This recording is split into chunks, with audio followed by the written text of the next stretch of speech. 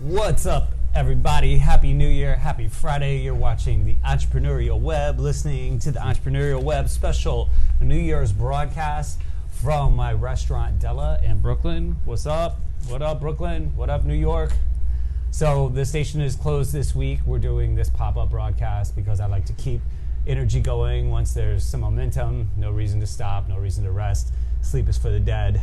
I don't get much of it.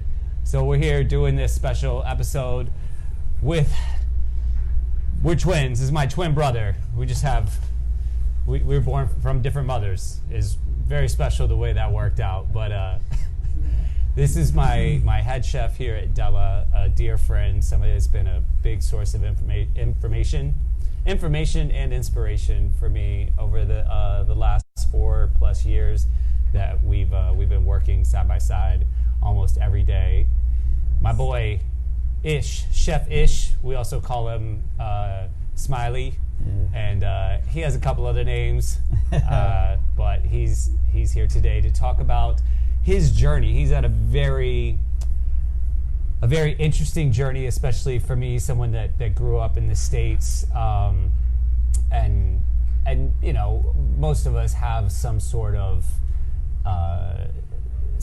combat, some sort of struggle throughout our life, but this gentleman has had some serious struggles. He's come from some hard places, and he's just got this level of resilience and gratitude I have not seen in many people before. No matter where they come from. So that's how he's always been that source of information and inspiration for me. So what's up? Say hi, Ish. Hi, everyone. You talk to the camera. My name is Lamin Kujabi, a.k.a. Chef Ish. Jeremiah has been not only a boss, but a brother to me. We all came here. When I came here, he gave me the opportunity to become a sous chef, and then after I became a chef. But now growing up, coming to this country, so I grew up with my parents. We have 6 kids. Well, tell them where you're from first. Where are you from? I am from Gambia. It's a country in West Africa. The coastline, we call the Gambia the smiling coast of Africa. That's where you get your smiling characteristic. Exactly. So the people coast. Are so friendly, and everybody's friendly. Everyone is nice there. The country is it's a small country, 1.5 million people, and it's right next to Senegal, right? Nice. Which is a big country. Yeah, Senegal is. In fact, we used to describe it as the mouth and the tongue, because Senegal surrounded Gambia almost three. So you're the tongue, huh? 3.5. I mean, like 3/4 way, like almost. Yeah, so we call it the tongue and the mouth, because if you look at the map of the Senegal, inside it, then there's Gambia inside. So this is why they say all other parts has been surrounded by Senegal. Is that why you guys are so loud too? No.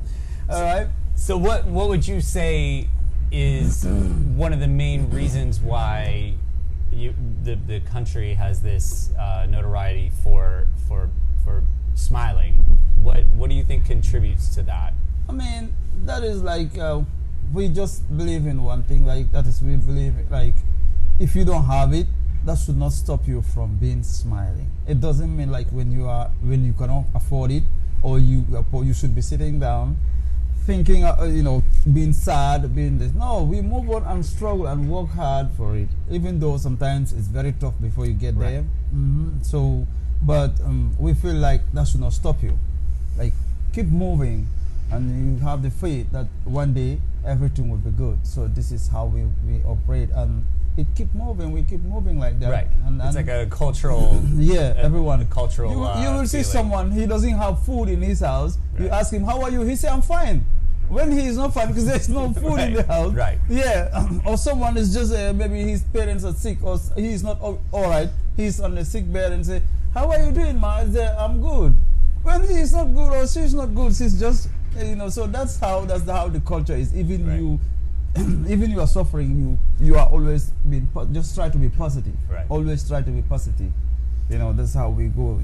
So tell us a little more in detail now about what it was like for you growing up in the Gambia. You were saying you have 5 brothers and sisters? Yeah, 5 brothers and sisters. My mom got 3 boys. My parents got 3 boys and 3 girls. And you're the oldest. And I am the oldest, yeah. Right.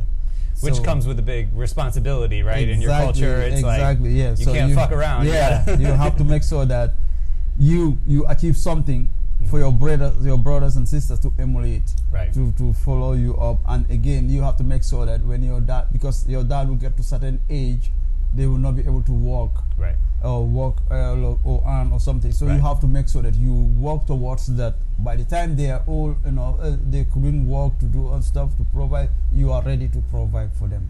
So for you're coming up in this culture that emphasizes no matter what, just having a sense of gratitude. Yes. Like you gotta put on your smiling face regardless. Exactly. But then particularly for you being the oldest son, the oldest child, and being a son as well, within your family structure, you were expected to take on this leadership role. Exactly. You had, like you said, you have to leave something for your younger brothers and sisters to emulate. Exactly. You were the one that they're going to look to once the Exactly. patriarch can no longer provide the way that he had historically for the family. So you had this, because you've always demonstrated very good leadership ability in addition to being super positive. And the two of those, I feel like that's like when Pai would eat the spinach and he would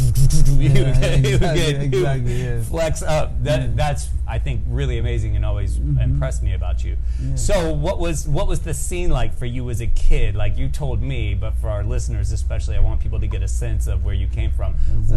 What was school and education like for you? All right, as a kid? Yeah, so first of all, my parents, they are poor. So my dad was just a mere driver in one of these companies called telecommunication. It's called Gamtel. So he was a driver there. But then Gambia, drivers, they don't earn much. Right. And my mom was like a market vendor, like going to sell mangoes and stuff like that for us to survive, or selling like things with pies and pancakes and stuff for us to survive that time. And it was tough if you have those kind of kids and now you're thinking about their education. But my dad, one thing that made me proud of him, he said he did not go to school, but he will make sure that his kids are going to school. Okay, so but the problem was that when in the Gambia there's like this no school at all, like no elementary school, nothing. Yeah, he had nothing, no school. He went to this Arabic Dara. It's just to how to pray. They teach you how to pray and stuff like that. But he didn't go to 6th grade to learn to read and write. But my mom went to a French school, but didn't finish it.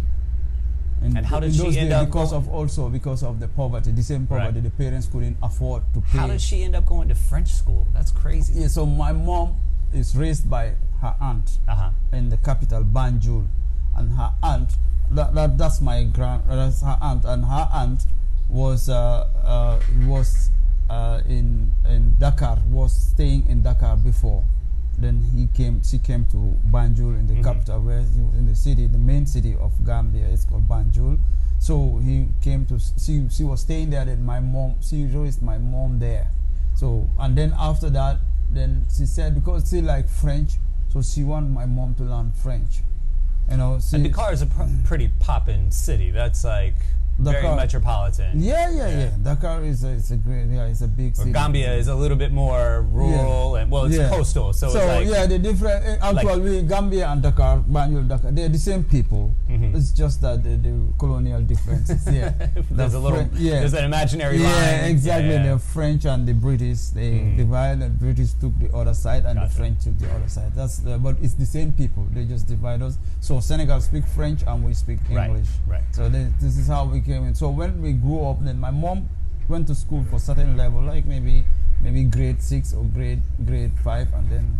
But the most beautiful thing is that she don't forget speaking French. Like sometimes she do speak French, So, but she's very into education too. So she will be one helping us at home, try to learn small mathematics things. Then she will be trying to teach us. And that time, the problem we have is very tough. Like when we are going to school, your parent has to provide you most of the things that you need for education, starting from uniforms. They have to provide you uniforms, books, and table and chairs. Like so talk about that, because I don't think many people that grew up in the United States have had to do this. What was the situation with your desk? Oh my God. So like in the 80s when I was going to school, there was no desk. There is nothing in the class. You have to bring your desk, or you will not have a place to sit down. You had to, and so was there a bus? No. Oh, that's it. So if your parents are rich, they'll be able to buy you a table and put it in a car, and they take it for you. But for me, my parents are not rich. They couldn't do it, and I'm very ambitious. I want to go to school because I don't want no one to be reading newspapers for me. Right. Or at that time, that was my goal. I was like, I don't want anyone to read newspapers for me. I want to be reading my own newspaper. So when I see people reading newspapers, I admire them. So and how old were you when you saw that, when you felt that way? I was like maybe 7, 8 years. I started right. to Nice. So then I started saying, no, I have to work hard towards this. So he will give us. Then my dad will be thinking about how to carry all this. I said, I will carry mine. I was young though, but I would put the table because before, if I put the table and the chair, it's a little bit heavy, and I was young.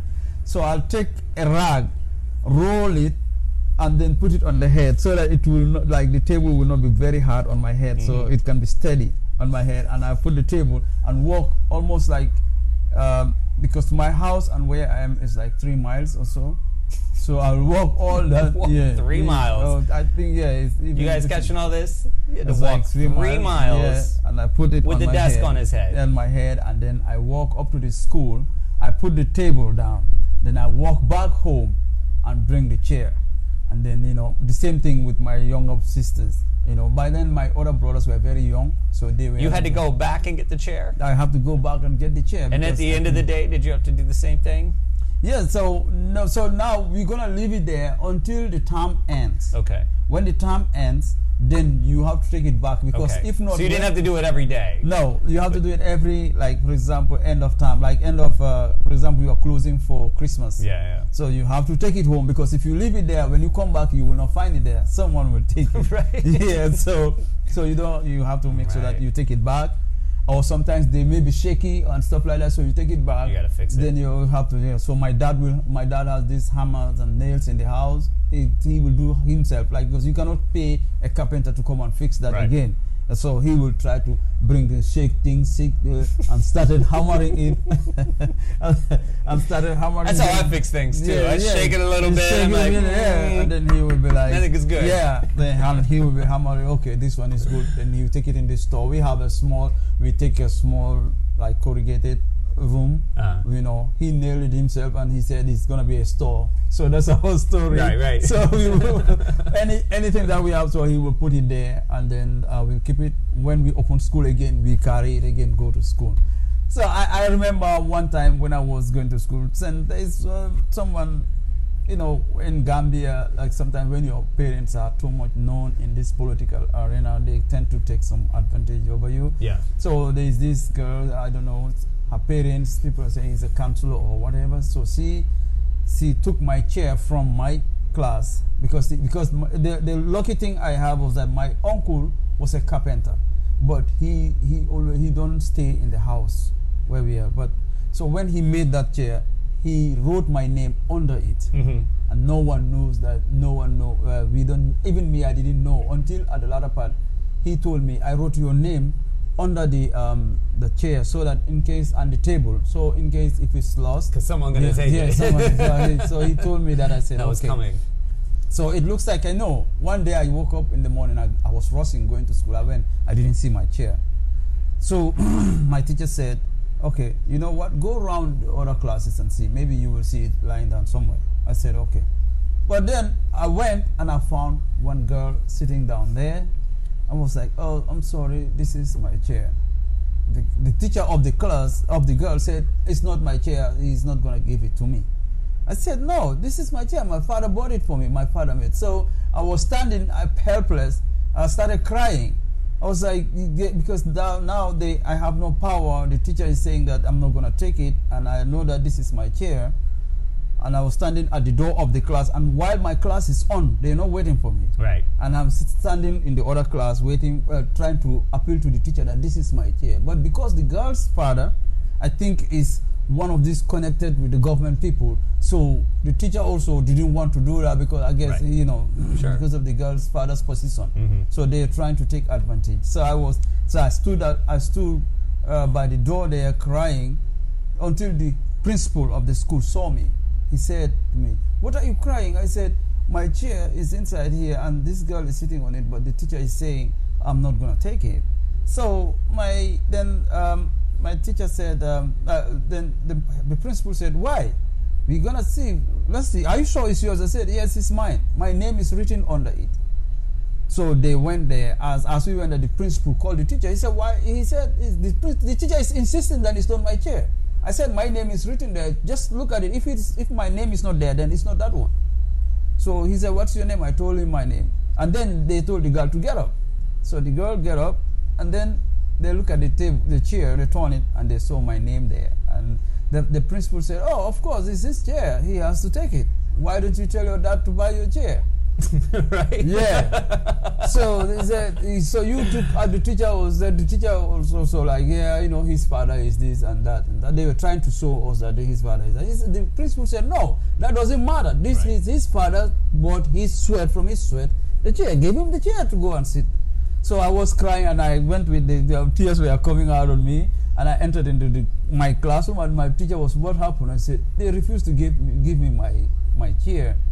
My teacher also was sad, and they feel sorry for me. And then I came back, and you know, some things like that do happen. Sometimes people took advantage over me. When I tell my dad, he don't know what to do because this government thing. I will look at my dad's eyes, and I will know that he's angry, but he don't have power to do. He don't know what to do now. He will say, "No problem. I will work hard again and find you another one." Right. Right. Those are the things, you know. So tell us a little bit about the political landscape too for you growing up. I mean, what were things like? Because you served in the military as well. Yeah. So, but it's like. And how far did you go in education before we move on? Yeah, I went up to high school. Okay. I graduated from, but the military side it's like, it's not like it's like intelligence kind of like. So that's why I don't like to talk that too much. So you don't have to talk about it. But you were in. Yeah, somehow. Military as well. In the service, yeah.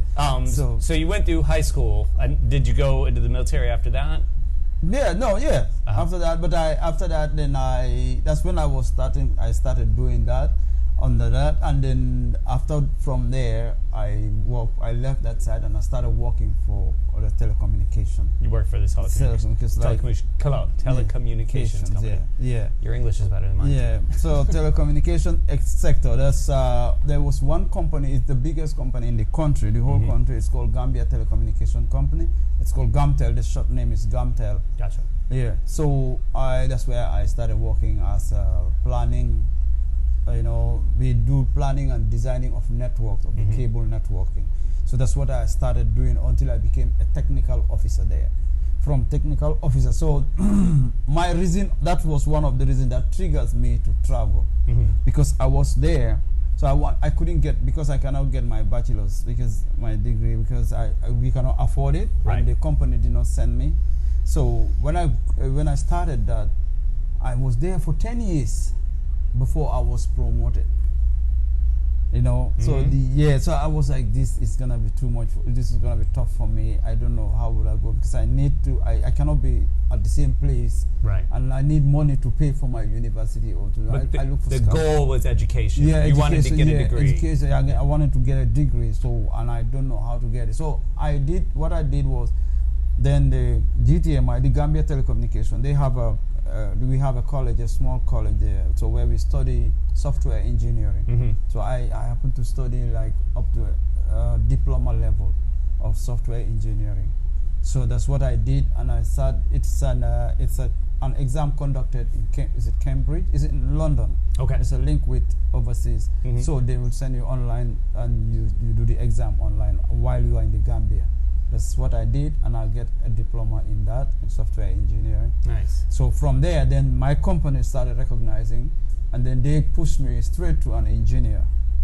So that's when I became the planning engineer in Gamtel. So from there, I was like, no, I have to move further. So this is what triggers me to start looking how to come here or London, anywhere I can be able to, get my degree. And at this point, you had done some education after high school. Yes. So it was like the way. Are you familiar with like community college here in the States, where like it's not a 4-year university. You usually get a 2-year degree, but you could get one in like communications or something. So it was something similar to that. You had kind of exhausted as far as the resources were available. Yeah, that's what I did. And they had no scholarships? Yeah, there were scholarships, but it has to be like who you know. Yeah. Sometimes you can get stuff, but before you get there, even the company I work for, they send people.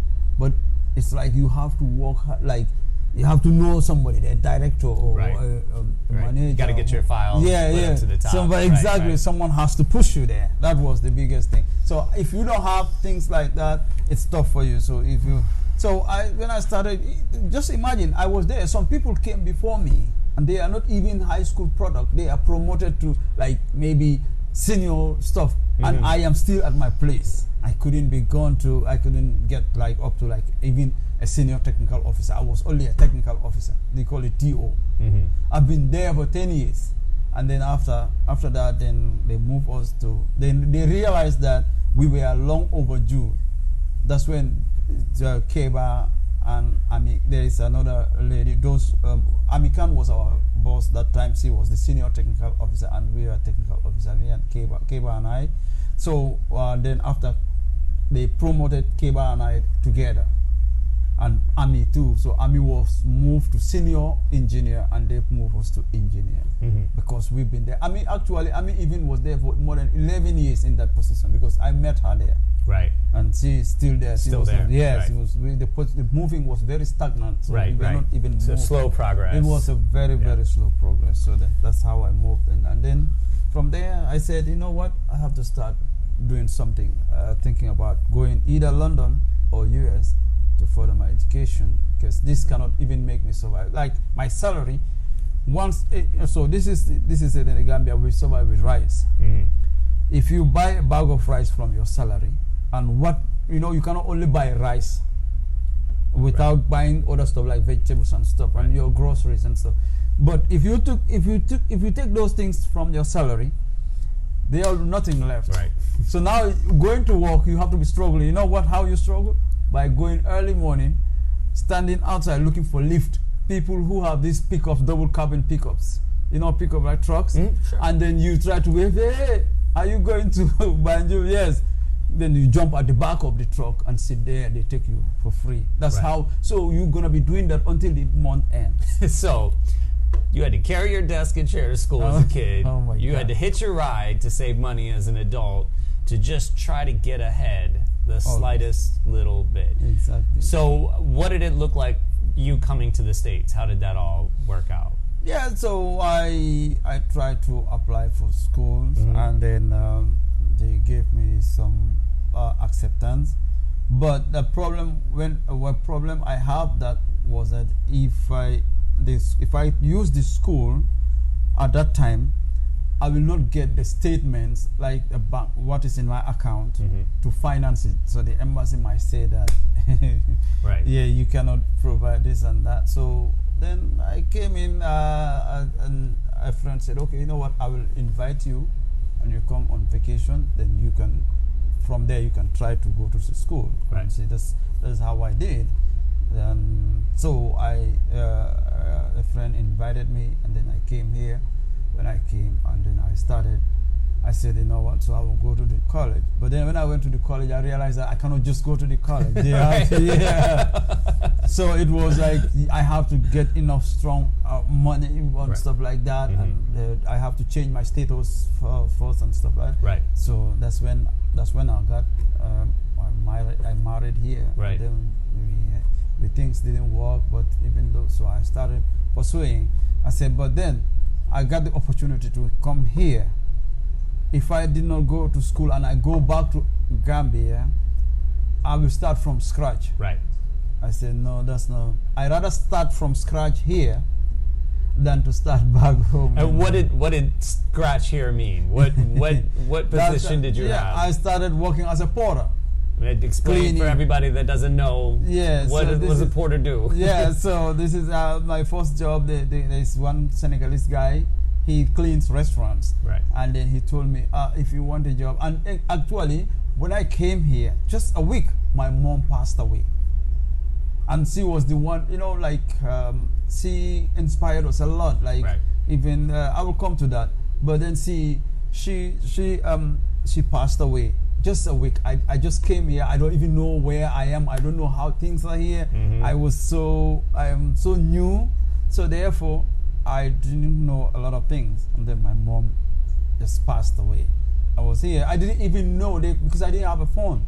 I was on Facebook on like a computer, mm-hmm. and I see people saying, "Accept my sympathy." I was like, "That's how you found out about your mother?" Yeah, that's how I found out that my mom has passed away. I was like, "Oh, no, wait a minute." So I screamed in the house because I was alone, and my mom, how connected I was. Right. And when I was coming, she was sitting on the bed praying for me. Like, she was like, "May you go there safely, work hard," and they gave me good advice. I said yes, and then I came. As I left, the day I got 1 week in this country, that was the day she passed away. Mm-hmm. So I was like, oh my God, now I'm devastated. So now I said I have to find a job, because now the funeral and stuff, we have this cultural thing like 40 days, right. prayers and charity. So on that one, I have to make sure that I provide something for my family. My mom, my dad cannot. Well, that time my dad just retired. Mm-hmm. Also, the year I came, that's when he retired. So there's nothing in the house, like no provider. My brothers are going to school, right? So no provider for the house. I have to do something now.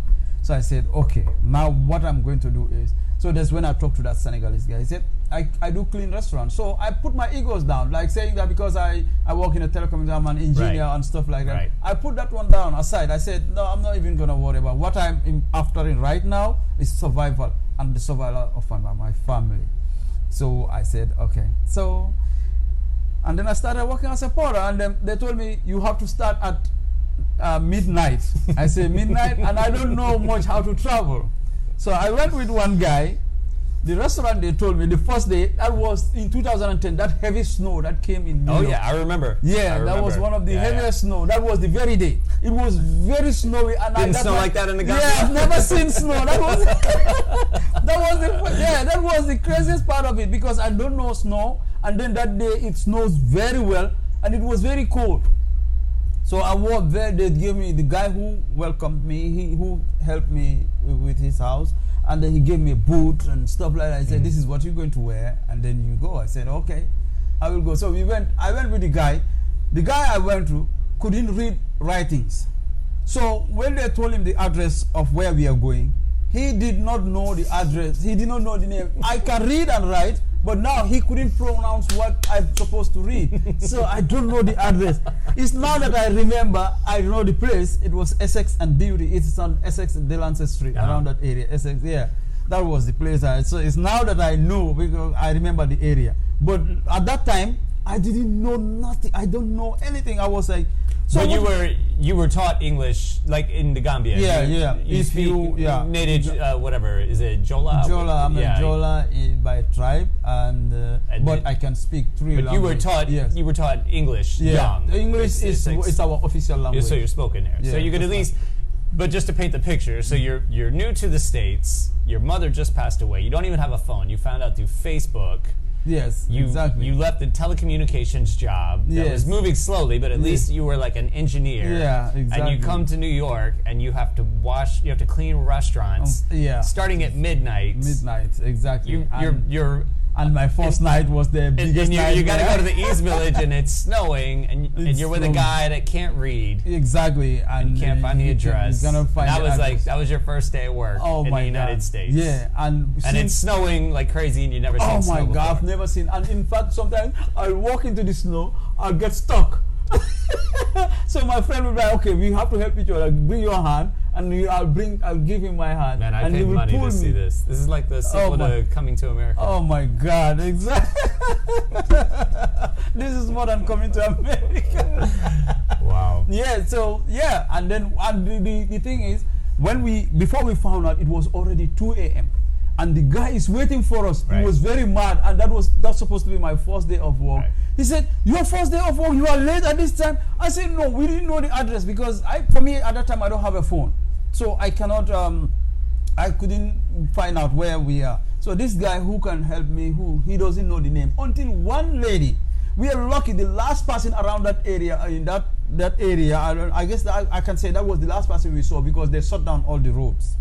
So she said, it's a lady, so she said to us, "Where are you guys going?" So the boy keeps saying, "Beauty." It's SXL Beauty. So he was like, "We are going to a place, Beauty."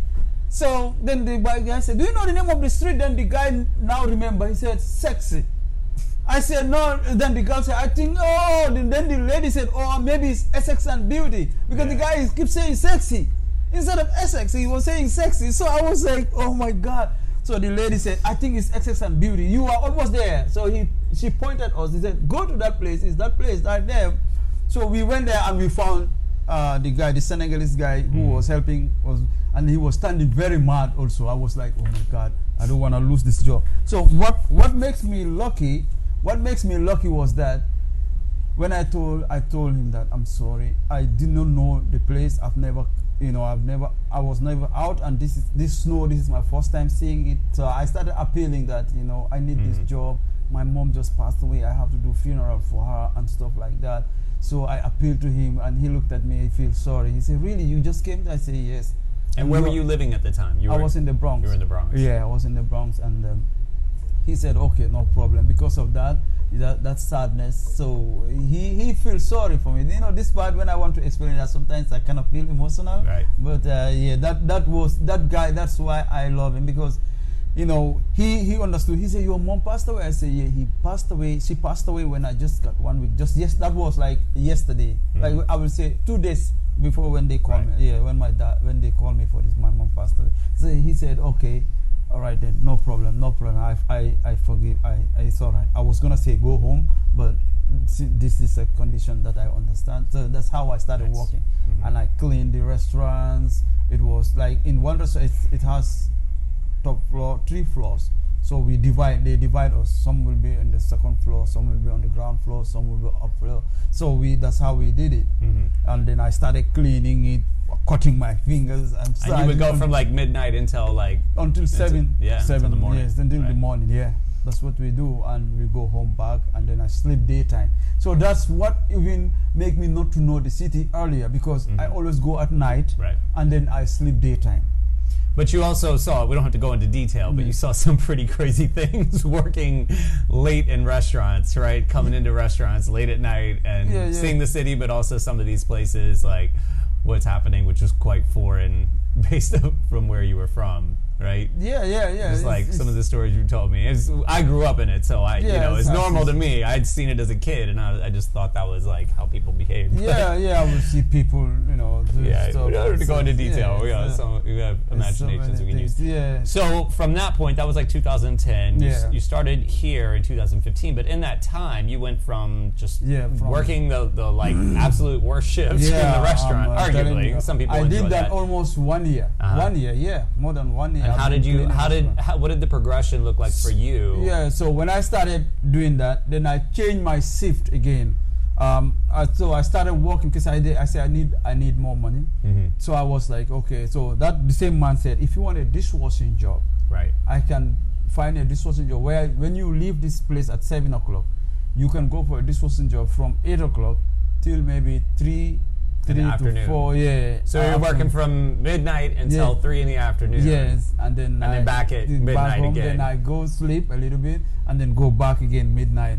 So that's how I was doing it until I gathered the money for my 15-hour days. Yeah. So at that time it was like $7 per hour. Right. So I would work all because so I have to do that so that I can be able to do. Which was probably still more money than you made at home. Oh yeah, right? far. Yeah. But you're living in one of the most expensive cities in the world, and having to adapt to you that. have to rent, Right. build. So that's when I started. They said you cannot find a job here without having a phone. If you don't have your phone, how are they going to get reach you? So I said, so you're still running around without a phone. Yeah. So I have to find a small. Man, this guy's old school. Yes, I old just school. look at a small phone and then get. He didn't even have shoes as a kid. He's like, what do I need a phone for? Oh my God! Yeah, because sometimes I walk to school. Exactly. You even remind me when I was going to school as a kid. Sometimes we'll go with flip flops. Yeah. That's what we go. We don't have. My father cannot afford like the sneakers and stuff. No. Yeah. We just get a store. We go to the store and get a flip flop. Sometimes you will use that. It will cut. Right. It will just cut off, and you will just take a small rope, like a stick or something, and try to tie it. You'll be bending down there trying to tie it. When you tie it, sometimes you use. I remember that time I used the other one is completely done. I have one. So, and the sun, when the sun is there in Gambia, the sun is very hot. Like on this sun like this, the sun will be very hot. If you step on it, burning. Yeah, my God. Yeah. So sometimes I will wear 1 foot of the slippers and go with that. And then, for like from distance, and I will feel this one is now hot. I change it. I swap it. I'll put it on this one, and then walk until I get to home. So when I get there, so my dad will see, and he knows this boy. He really. So my dad will try. He tried for me. And you say he's smiling when he's telling these stories. This is what I'm talking about. Yeah, This is kind of a kind of resistance most of us don't know. That's why it prepared us a lot. That's why. Yeah. We have hiccups here, but I will always, when we have problems here, I will think about the problems I have back home. Right. I'll be like, this is nothing. This is nothing. This is nothing. Which was great. This is nothing. Which was great for me because I grew up spoiled. Yeah. Can you just imagine you get up from school and get home, there's no food.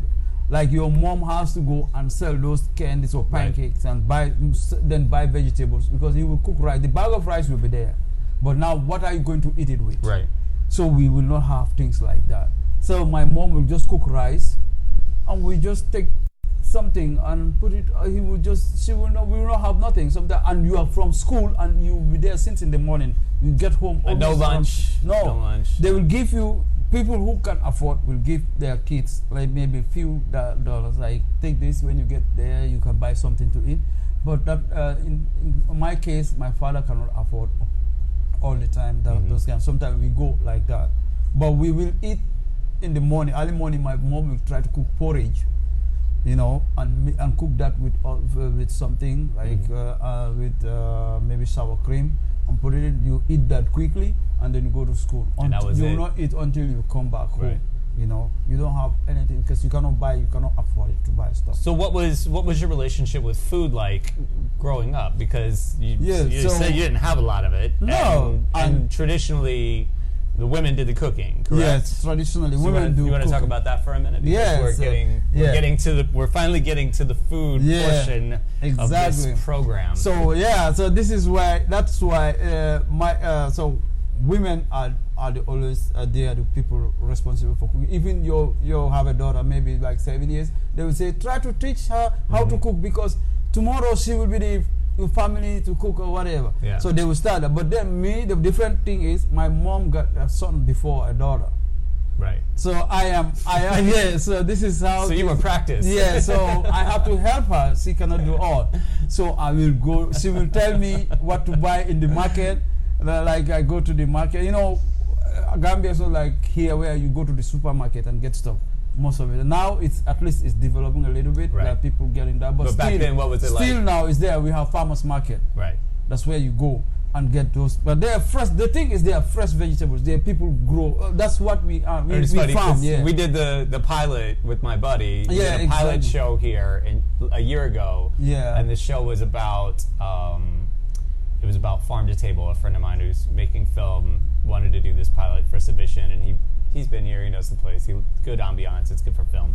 And they were asking Ish about growing up, what it was like, buying local stuff. And he said, "What are you talking about? That's all there was. There was you weren't getting vegetables from like anywhere else. You weren't getting meat or seafood from it. Like it was it was from right there. Yeah, all you ate was it's all like it's you organic. said. Farmers Yeah. markets were the only Food, place to get exactly. food. It Yeah. was like the local people.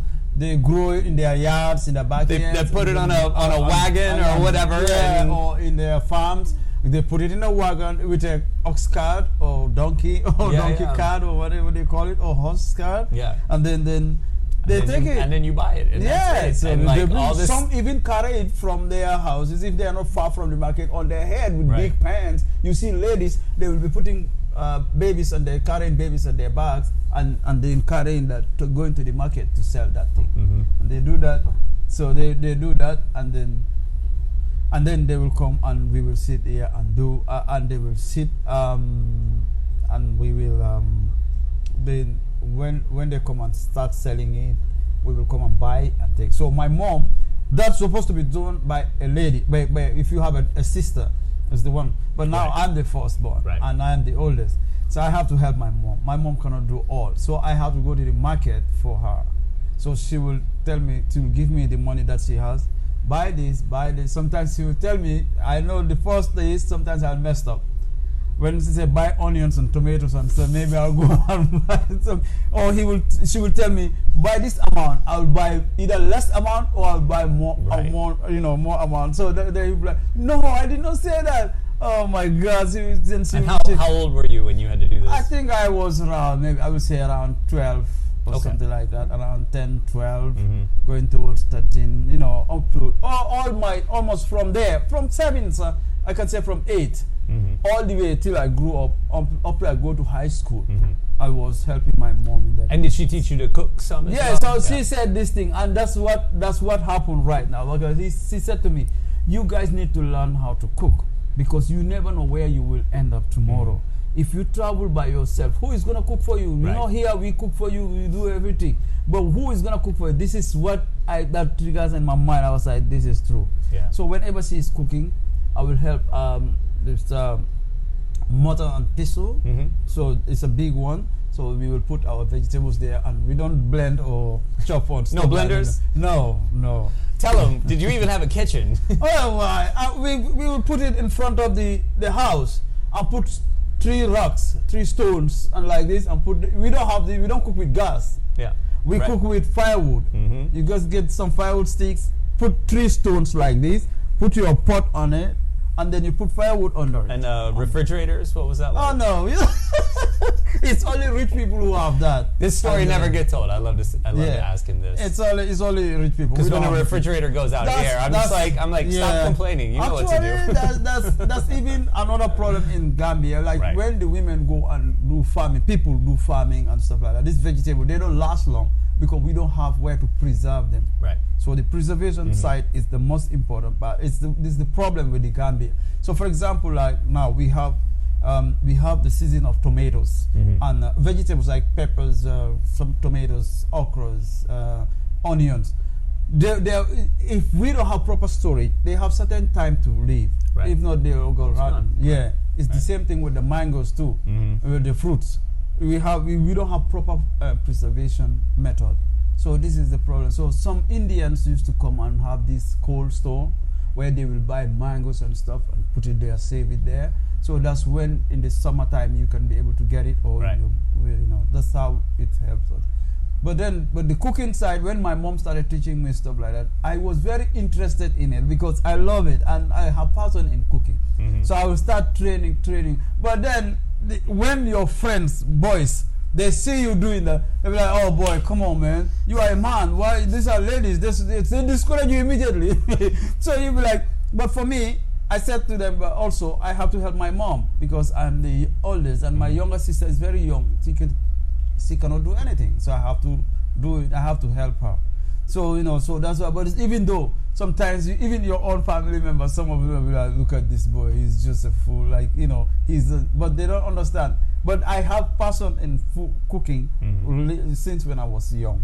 I love it.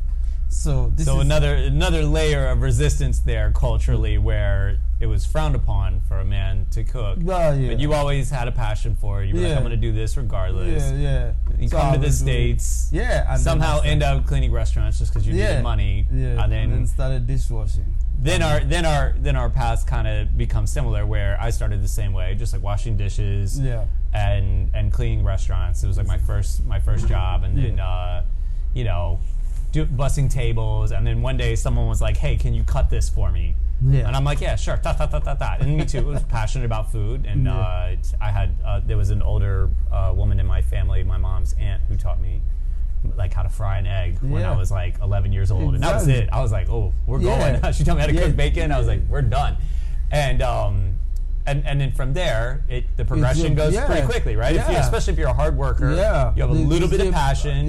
When your boss sees you, your boss. And if you're not an asshole, even if you are an asshole, we've seen plenty of those. But, so from like 2011 to 2015, you worked a number of places. You worked under some chefs, some actual chefs. You learned a bunch of stuff. You came here as a sous chef, and pretty quickly took over. Like in less than a year, you became the head chef. Exactly. And have been in this position ever since. And people ask me, which college did you go to? Right. I'm like, I did not go to no college. My college is working from the... I went to the motherfucking real school. That's where. and people don't understand that it's very good for a chef to know from dishwashing, prepping, then cooking. For any industry that you're in, you should know how to work you should know your company from the ground up. It's very hard. We are talking about leadership first of all. When you're a business owner, or you're a head chef, or you're the head of anything, you need to know what's happening. And I've heard it said, this was about like a CEO. They were saying, it was on another podcast, they were talking about what a CEO's real job is. And they were saying a real CEO needs to know what's happening in the lowest gears in the company. If you think the whole thing like a big machine, and it's just layers and layers of gears, and like there's big ones at the top that everybody sees, and you're like, ooh, look at those big gears. But there's a bunch of small ones at the bottom. It said the CEO needs to know what's happening even to those gears at the bottom. Like, is there a little squeak there? Do we need to lube that? Is there like what has to happen? So I think that's really important, and it definitely helped me along the way, knowing what was going on in every one of those positions. What does it take? Because if you haven't been down scrubbing the floors or sticking your hand in a grease trap, you wouldn't know. You're not really armed to manage that person necessarily. There's a few people maybe that have pulled back, but I think you're much more effective that way. Because if you look at it, because I started it exactly from there, from cleaning. From cleaning the floor, mopping, cleaning the dishes and pots and stuff like that, cleaning the sink and stuff like that. And then I grew up, I continue to washing dishes. After washing dishes at night, you go and clean up and mop the floor. From there, you started prepping. Right. So from dishwashing, from that day, now they took me off the portership. Right. Because the chef there understands that, this boy, it looks like he has passion. Because when they are busy and I'm doing the dishes, they need some stuff like picking kales and stuff, cutting and stuff like that. They will tell me, or cleaning shrimp. They will tell me, you know what, can you finish, can you do this? Then before they know, I'll do it quickly and give it to them. Then the chef said, wow. I said, I think you have some potentials. Right. So then he moved me from being night porter from dishwasher to a prep. So I will do dishwashing from 8 to 4, and then I'll do prepping from 4 to 4 to maybe 8 o'clock or 9 o'clock, then I go home. That's how it changed. Right. I started prepping. From prepping, then they started teaching me. They throw me on the line, and then I started writing, and they would teach me temperatures and to know the temperatures and the labeling of names. So before, in the beginning, I used to have problems with the names. Right. They will tell me, oh, this is a kale Caesar dressing, or this is a that, or that stuff like that. So I'll be like, what is that? So but then as I'm doing it, I get used to it, and I know a lot of things. I become familiar with so many things, and that's why it's very important before you cook, you know how to prep, because prepping made me to know all those things before I started cooking. So I started cooking, but then when I came here, I have to give thanks to you guys for trusting me from that someone who did not go to a culinary school, who doesn't know what is cooking. I started cooking all over here, and then you guys trust me to be an assistant chef to the chef who was here, and then after then you still trust me to make me the chef again of the restaurant.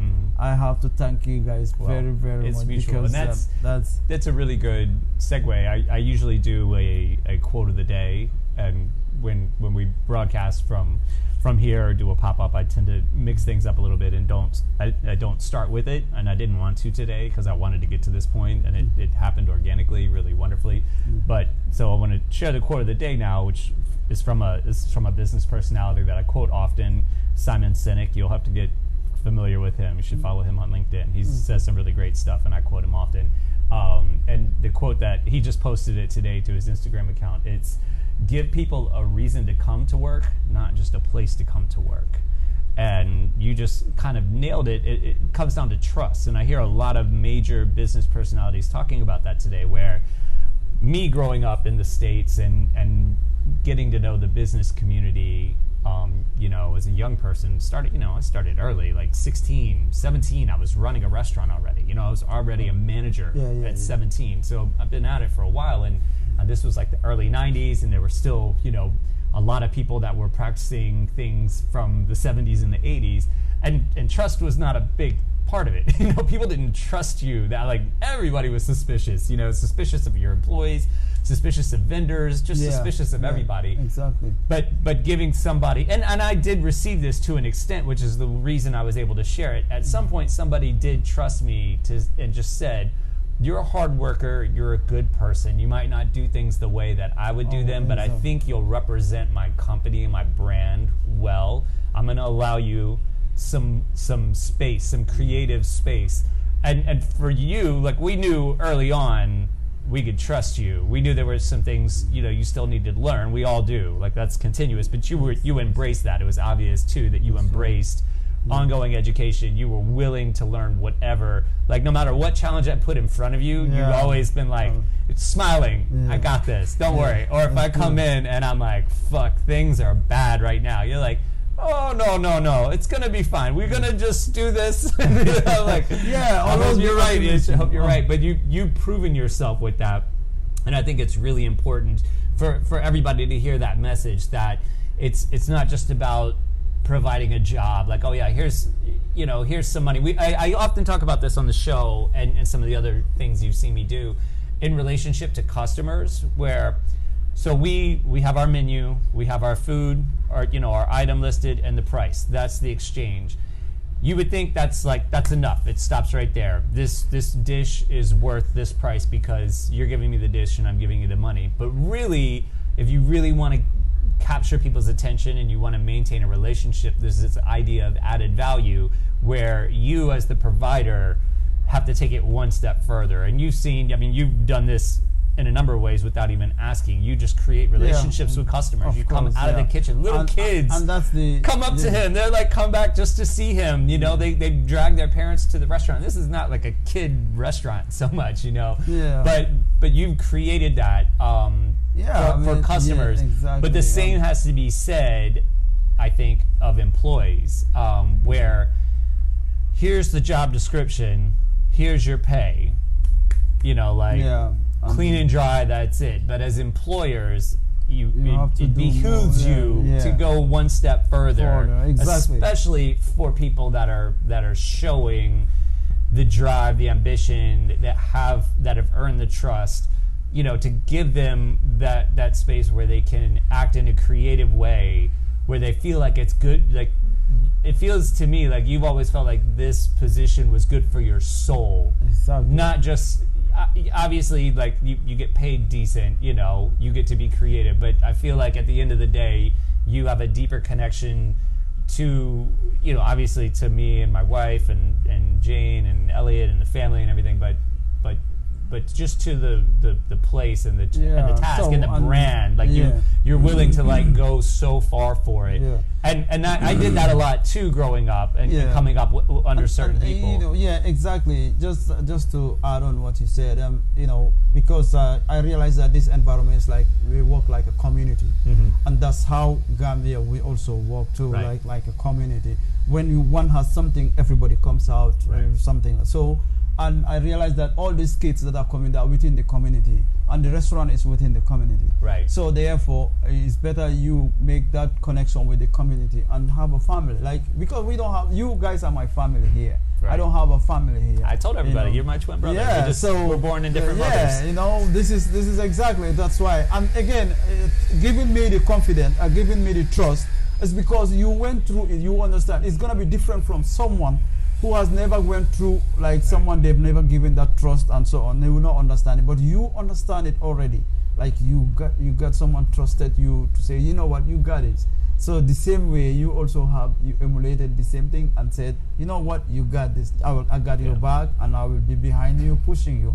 And that's what you did. And it gave me more confidence. Sometimes I do go certain level, I'll be like, oh my God, what am I going to do? Sure, we all do. I'll be like, oh my God, what have I gotten myself into? Yeah, what am I going to do? But then you will come up with an idea, and then I just say, okay, let's do it. And but I think it's really your resilience and where you come from, like coming through such opposition, but having embedded in your psyche, through your culture, that hardships are going to come no matter what. As long as you're still breathing, you have to put on your strong face, your smiling face, because the complaining, like one thing Ish does not do, he does not complain, and the restaurant industry is full of complainers, and there's plenty of opportunities to complain. There's plenty of things that happen that make you just want to be like, really, like what the fuck, This guy just never does it. He just never ever complains, and that's always been really impressive to me, and a good example for me, because I definitely was a complainer for a while, and it showed me like that doesn't get you anywhere. Like no matter what, like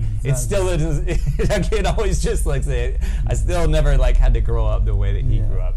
So they're starting their construction outside again. It's going to get loud, and it's that time anyways. We pulled an hour. We did really good. We hit it right on the money, and I feel like you got to tell your story.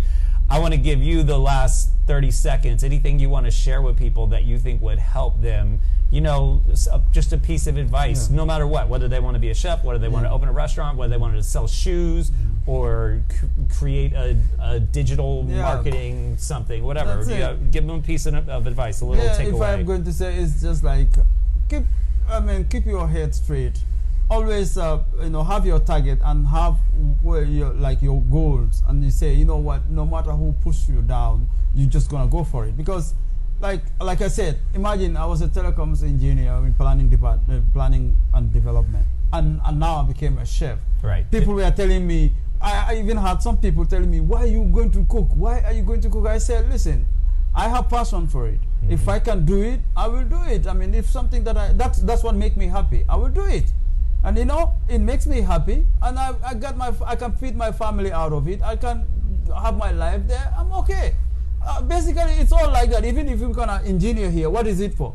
To feed your family and get a good life. And this is giving you that. Why would you? And it's making you happy. Right. So what is the problem with it? So just focus. No matter how they pull you down, just keep straight. Because like I said, for me, these things the hardship I see here sometimes I feel like it's nothing to compare back home. Yeah, definitely. So just work hard and go. Yeah, you have schools everywhere. For us, you have schools in different places, very far. It's not like very close, like where you have to walk or you have to pay transport and be traveling all far away to get schools. Right. Like So in here, if you have all those things, that's why sometimes I see some people, they will complain. Oh man, I couldn't buy this. I'm like, okay. Mm-hmm. You are thinking about buying a device or something like that. For us, we are thinking about not even getting vegetables to eat. You're telling me about some stuff. Right. So this is what. So that's why my advice is just focus and keep going. Keep going. One day the hard work will pay. So hard work pays, man. That's it. That's it. Awesome. Yeah. I can't think of a better message to start your year, 2020. 2020 vision, all right? Take the vision, take this advice, stop complaining. Mm-hmm. If you're complaining, just forget about that and get to work. There's so many opportunities and great things that can be done. It might not turn out the way you thought, but probably the way you expected it. Exactly. Awesome, man. Thank you so much for doing this. Thank you so much. All right, thank you guys. We'll be back at the station this coming Friday. Got a special guest from all the way from Staten Island, my boy Tom Ferry. Thank you all for listening. We'll check in with you next week. You're listening to the Entrepreneurial Web. Have an awesome start to your year. Peace.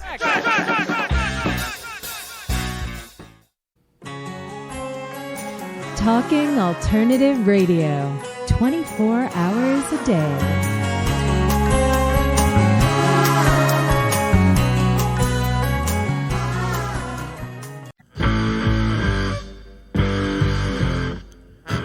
Do you run or are ready to open your own business? Hi, I'm Jeremiah Fox. I've been operating and opening small business for the last 25 years, and I'm the host of the new show, The Entrepreneurial Web.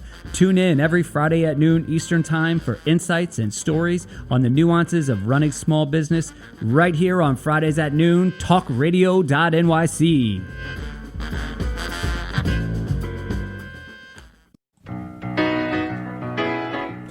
I'm the aptly named host of Tony Martignetti Nonprofit Radio.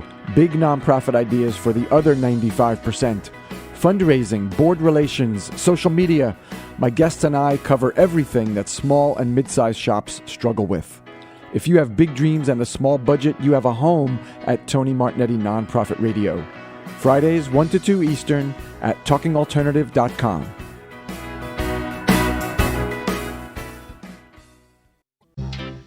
Hey, all you crazy listeners. Looking to boost your business? Why not advertise on Talking Alternative with very reasonable rates? Interested? Simply email at info@talkingalternative.com. Talking Alternative. Are you a conscious co-creator? Are you on a quest to raise your vibration and your consciousness? I'm Sam Leibowitz, your conscious consultant, and on my show, The Conscious Consultant Hour, Awakening Humanity, we will touch upon all these topics and more. Listen live at our new time on Thursdays at 12 noon Eastern Time. That's The Conscious Consultant Hour, Awakening Humanity, Thursdays 12 noon on talkradio.nyc.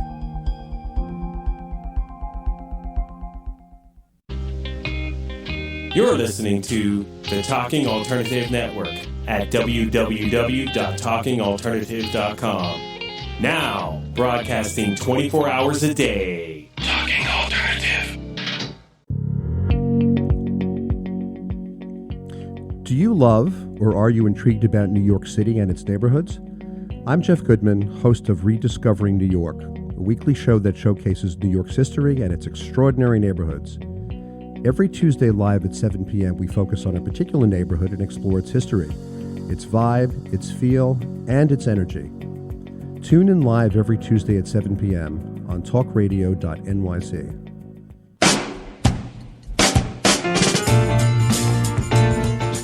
You're listening to the Talking Alternative Network.